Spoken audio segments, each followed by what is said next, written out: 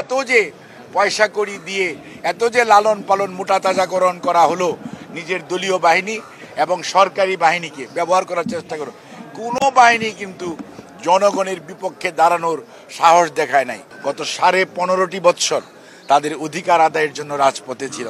জনরোষ বা জন আকাঙ্ক্ষার বিপক্ষে কখনো যেতে নাই। যে 90-এর যেই প্রেক্ষাপটে একটা শামসুল আলম খান মিলনের শাহাদত বরণের মধ্য দিয়েই স্বৈরাচারের পতন ত্বরান্বিত হয়েছিল। নূর হোসেন দিয়ে যার শুরু, সেই নূর হোসেনের পরবর্তীতে আমরা অনেক শহীদ জেহাদ সহ অনেককে আমরা হারিয়েছি, কিন্তু তার পরবর্তীতে একটা শামসুল আলম খান মিলনের শাহাদত বরণের মধ্য দিয়েই জাতি স্বৈরাচারের পতন কিভাবে ত্বরান্বিত হয়, দেশের মানুষ ফুঁসে উঠেছিল এবং গণতন্ত্রকামী মানুষ রাস্তায় নেমে এসেছিল। স্বৈরাচার পতিত শুধু নয়, স্বৈরাচার বাধ্য হয়েছিল পদত্যাগ করতে জনগণের দাবির কাছে, গণতন্ত্রকে মানুষের কাছে। এবারও যদি আপনারা 24-এ লক্ষ্য করেন, 2008 বলেন আর 14 বলেন, 18 বলেন, 24 বলেন, অনেক খেলা বাংলাদেশের মানুষ দেখেছে, গণতন্ত্রকামী মানুষ দেখেছে। বাংলাদেশ জাতীয়তাবাদী দল সহ এদেশের গণতন্ত্রকামী মানুষ গত 15.5 বৎসর তাদের অধিকার আদায়ের জন্য রাজপথে ছিল। রাজপথে আন্দোলন করতে করতে আমাদের অনেক ত্যাগী নেতা কর্মী শাহাদত বরণ করেছে, পঙ্গুত্ব বরণ করেছে। আমাদের ভাই ইলিয়াস আলী আজকে আমাদের মাঝে নেই। আমরা জানি না চৌধুরী আলম জীবিত আছে না মৃত আছে, তারাও নেই।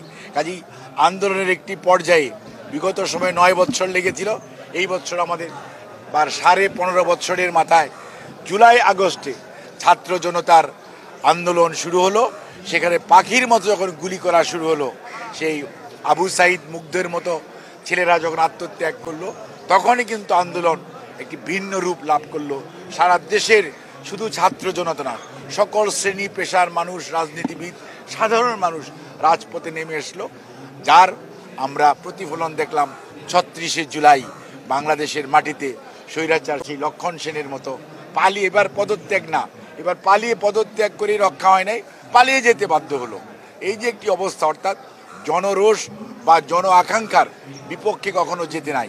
যদি যান তাহলে কি পরিণতি হয় 90 একবারে দেশের মানুষ দেখেছে, আর এইবার 36শে জুলাই অর্থাৎ 5ই আগস্ট এদেশের মানুষ তারা দেখতে পেয়েছে। জনগণের দাবির সামনে কোনো বাহিনীই টিকে না। এত যে পয়সা কড়ি দিয়ে এত যে লালন পালন মোটা তাজাকরণ করা হলো, নিজের দলীয় বাহিনী এবং সরকারি বাহিনীকে ব্যবহার করার চেষ্টা করো, কোনো বাহিনী কিন্তু জনগণের বিপক্ষে দাঁড়ানোর সাহস দেখায় নাই। অর্থাৎ আজ এটা থেকে যে শিক্ষা, হচ্ছে গণতন্ত্রকামী মানুষের বিপক্ষে যেতে নাই। বিবৃতিটি এসেছে, সেই জন্য আমাদের পররাষ্ট্র উপদেষ্টা গতকালকে একটি বিবৃতি দিয়েছেন। সেটি হচ্ছে বাংলাদেশের অবস্থান, সেটা তারা সঠিকভাবে তুলে ধরেছেন। আর আমরা যেটি বলতে চাই, আমরা পার্শ্ববর্তী বা দূরবর্তী দেশের সাথে আমাদের কোনো শত্রুতামি নেই, আমাদের জনগণের সঙ্গে বন্ধুত্ব আছে, এবং আমরা কোনো অবস্থাতেই এক দেশ আরেক দেশের কোনো বিষয়ে, আভ্যন্তরীণ বিষয়ে নাক গলানোকে আমরাও পছন্দ করি না। আমরাও আশা করব অন্যরাও এগুলো করবেন না।